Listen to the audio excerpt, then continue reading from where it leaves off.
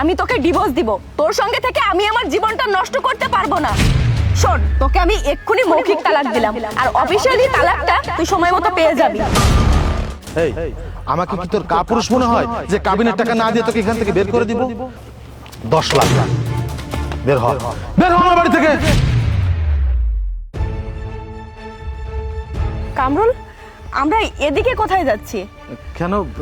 এটাই তো আমার বাড়ি, বাড়িতে যাচ্ছি। এটা তোমার বাড়ি আর এই তোমার ফকিন্নি মা? আমি তোমার এই ফকিন্নি মায়ের পায়ে ধরে সালাম করতে পারবো না। আরে এসব তুমি কি বলছো? আমার মা মানে তোমার শাশুড়ি। আচ্ছা ঠিক আছে, সালাম করতে হবে না। মা, তোমার বৌমাকে নিয়ে ভিতরে যাও। এসো বৌমা। এই দাঁড়ান, আপনি আমার কাছেও আসবেন না আর আমার শরীরে স্পর্শও করবেন না। বৌমা, তুমি আমার ছেলের বউ, আজ থেকে তুমি আমার মেয়ে। তোমার কোনো চিন্তা নেই, তোমার সমস্ত দায় দায়িত্ব আমার। শোনো মা, আমার তো মা নেই, আজ থেকে তুমি আমার মা। এসো মা, ঘরে এসো। শ্রুতি চলো। কামরুল দাঁড়াও, তোমার এই ফকিন্নি মার্কা বাড়িতে আমি যাব না। আরে পাগলি, এটা তো আমারই বাড়ি। আমার বাড়িতে যাবে না তো কোথায় যাবে? চলো তো। ভাইয়া, ড্রাইভার দাঁড়িয়ে আছে, টাকাটা দাও, আমি ভাড়াটা দিয়ে আসি। কামরুল, তুমি না আমাকে বলেছিলে তোমার বাবার টাকা পয়সা গাড়ি বাড়ি সবকিছু আছে, তার মানে ওই বিয়ের গাড়িটাও ভাড়ার? বৌমা, তোমার যত কথা আছে রুমে গিয়ে বলবে।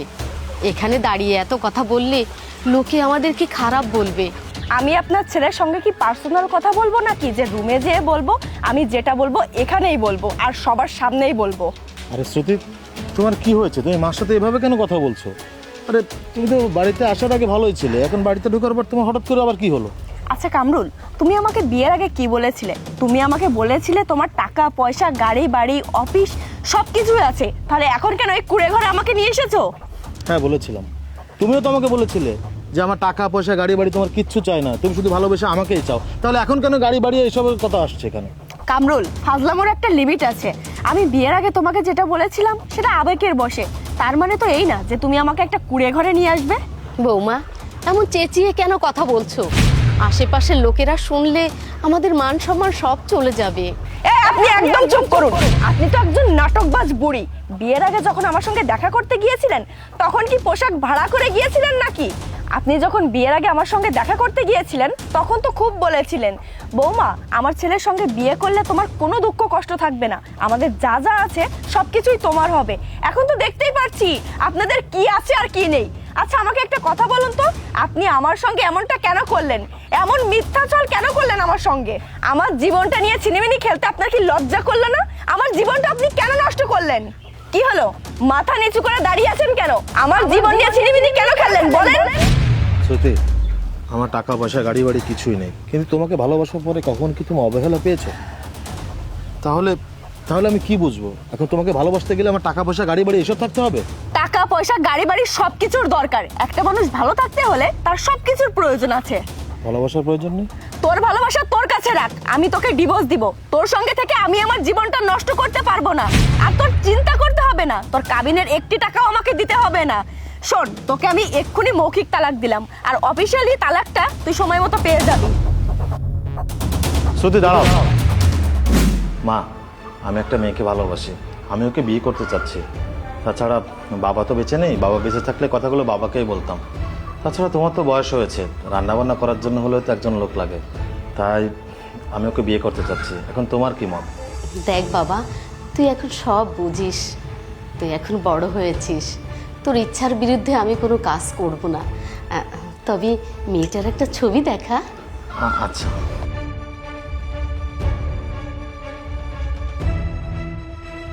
এই যাও।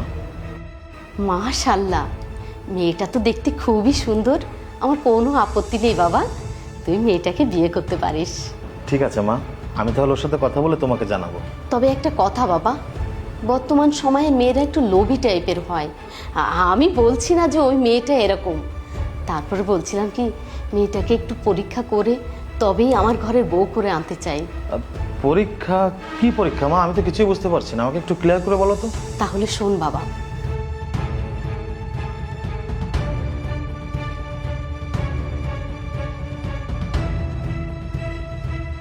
কি বলিস বাবা? আচ্ছা ঠিক আছে। তার মানে এই বাড়িটা তোমাদের না? হ্যাঁ, এটা আমাদের বাড়ি, কিন্তু বর্তমানে এখানে আমরা থাকি না। এটা আমার দাদার ভিটা। এখানে আমার দাদার জন্ম হয়েছে, আমার বাবারও জন্ম হয়েছে, ইভেন আমারও জন্ম হয়েছে। ও যে দূরে 5 তলা একটা বিল্ডিং দেখতে পাচ্ছ না, বর্তমানে ওখানেই আমরা থাকি। একটু আগে যে গাড়িটা করে নামিয়ে দিয়ে গেল না, ওটা আমার পার্সোনাল গাড়ি। আর এই যে কুড়িয়ে ঘরটা, এটা এখন পরিত্যক্ত, এখানে আমরা কেউ থাকি না। আমার মা তোমাকে নিয়ে যে সন্দেহটা করেছিল, তুমি তার বাইরে না। আজকে আমার মায়ের কথা মতো যদি তোমাকে আমি পরীক্ষা না করতাম, তাহলে সারাটা জীবন আমার পস্তাতে হতো। আরে তুমি তো একটা লোভী মানুষ। আমার বাবা যখন আমার মাকে বিয়ে করেছিল, সর্বপ্রথম এই বাড়িতে এনে দুধ ভাত খাইয়ে তারপর ওই বাড়িতে নিয়েছিল। আরে আমার বেলায় আমার মা চেয়েছিল তোমাকে এই বাড়িতে উঠিয়ে দুধ ভাত খাইয়ে তারপর ওই বিল্ডিংয়ে নিয়ে যাবে। আমরা আদি গৃহস্থ না। আমি আর আমার বাবা অনেক কষ্ট করে আজকের এই পজিশনে এসেছি, তাই আমরা অতীত ভুলে যাইনি। আমার জীবনের সব থেকে বড় ভুল হয়েছে কি জানো? তোমার মতো একটা মানুষকে ভালোবাসা এবং বিয়ে করা। কামরুল, আমি বুঝতে পারিনি, তুমি আমাকে ভুল বোঝো না। মা, আমি তো আপনার মেয়ের মতো, আমি না বুঝে না হয় একটা ভুল করেই ফেলেছি, তার জন্য কি আপনি আমাকে বাড়ি থেকে বের করে দিবেন? এখানে আসার পর থেকে তুমি আমাকে একবারও মা বলে ডাকোনি। আমাকে তুমি নাটকবাজ, বুড়ি এসব বলে গাল দিয়েছো। এমনকি তুমি আমার ছেলেকে মৌখিকভাবে তালাকও দিয়েছো।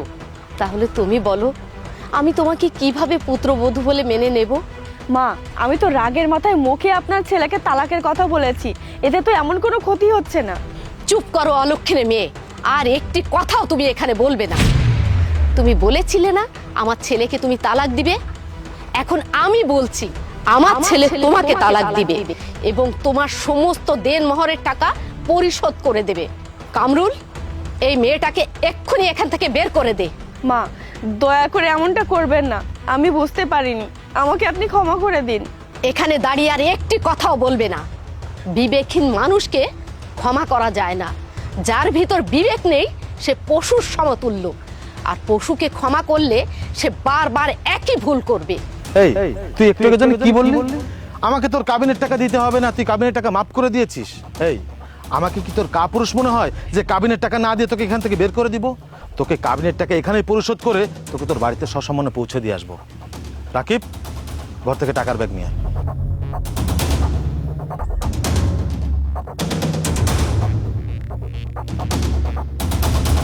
এই নাও ভাইয়া। তোর কাবিনের 10 লক্ষ টাকা, তাই তো?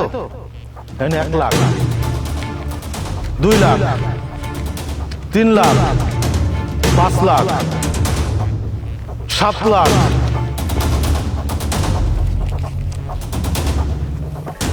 10 লাখ। বের হ, বের হ আমার বাড়ি থেকে।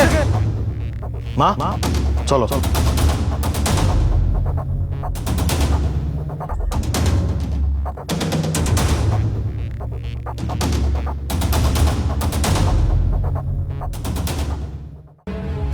এই ছোট লোকের বাচ্চা, কে তুই? তুই আমার ডাইনিং টেবিলে বসে তুই আমার বৌমাকে ভাত খাইয়ে দিচ্ছিস? আপনি এভাবে কেন কথা বলছেন? উনি আর কেউ না, উনি আমার নিজেরই আপন বড় ভাই। মা, আমার ভাইয়ের সঙ্গে আপনি এভাবে ব্যবহার করতে পারেন না। ভাই? কিসের ভাই?